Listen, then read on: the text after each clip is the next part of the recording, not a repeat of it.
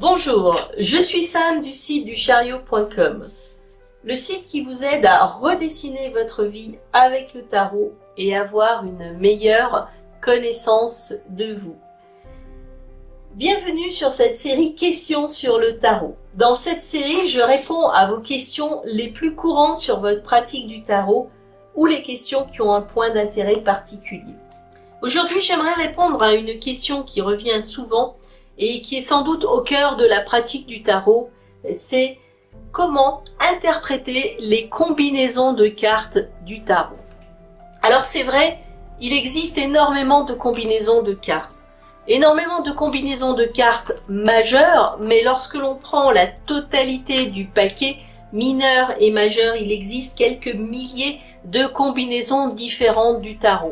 Donc bien évidemment, il est strictement impossible de toutes les retenir et par ailleurs, retenir des combinaisons n'est pas forcément la meilleure solution pour avoir une interprétation fluide et personnelle du tarot.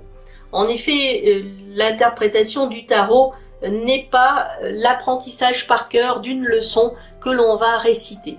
C'est bien au-delà.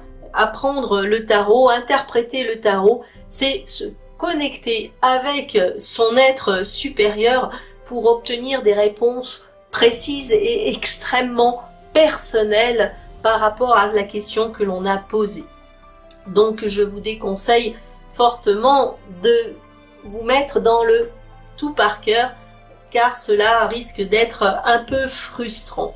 Des solutions pour vous aider justement à interpréter les combinaisons et à mieux justement accéder au sens profond du tarot sans pour autant renier votre intuition ou connexion avec votre être supérieur. Ici, je vais vous livrer deux idées, deux solutions qui font partie du document gratuit que je vous propose également en téléchargement, 5 solutions pour interpréter les combinaisons de cartes du tarot, dont vous trouverez le lien juste en dessous de la vidéo.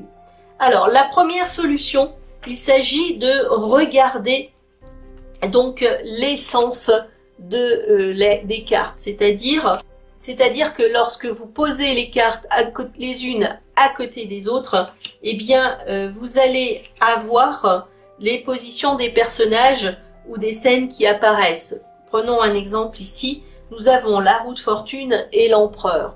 Donc la roue de fortune est une carte qui regarde de face et l'empereur regarde la roue de fortune.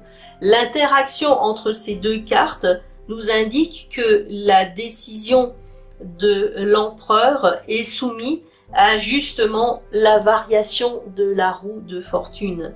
Par conséquent ici, nous pourrons interpréter que la combinaison de ces deux cartes fait que les décisions qui sont prises eh bien, sont des décisions qui sont soumises à des aléas et des changements qui font que au lieu de prendre une décision éclairée vers le futur ou en tout état de cause en pleine conscience, eh bien notre empereur prend les décisions par rapport aux événements et se fait un petit peu balloter. Bon, ça c'est une première technique que vous pouvez utiliser. Une deuxième technique consiste à utiliser les mots-clés de la carte. Alors les mots-clés de la carte est une technique qui est idéale quand on débute avec le tarot. Chaque carte peut être également donc associée à un ou des mots-clés. Alors ces mots-clés seront différents en fonction de ce que vous allez ressentir au moment où vous allez tirer la carte, mais en associant ces mots-clés, vous allez avoir une signification qui va apparaître en association combinaison de cartes. Alors on va faire un exemple. Admettons par exemple que vous tiriez la force avec le pendu et que voilà, vous tiriez la force avec le pendu.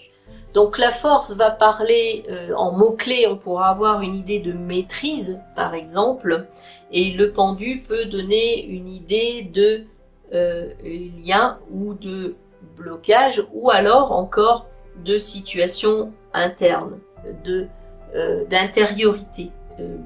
Donc ici, si on prend deux mots-clés par rapport à ça, c'est la première, la force pourrait être l'idée de la maîtrise, et la deuxième, le pendu, pourrait nous parler de gestion intérieure, gestation intérieure. Et si nous associons les deux mots-clés, eh bien cette association pourrait parler de maîtrise des émotions ou du ressenti intérieur. Alors ici, vous avez une réponse par rapport justement à des mots-clés que vous avez déterminés de la carte. Vous pourriez avoir d'autres mots-clés et cela est important. Ce sera évidemment en fonction de la question que vous allez poser, de votre situation et de votre ressenti. Pour avoir des détails dessus, je vous renvoie vers d'autres vidéos sur questions sur le tarot. On va refaire le même exercice avec d'autres cartes. Admettons par exemple que nous ayons ici le battleur et le soleil.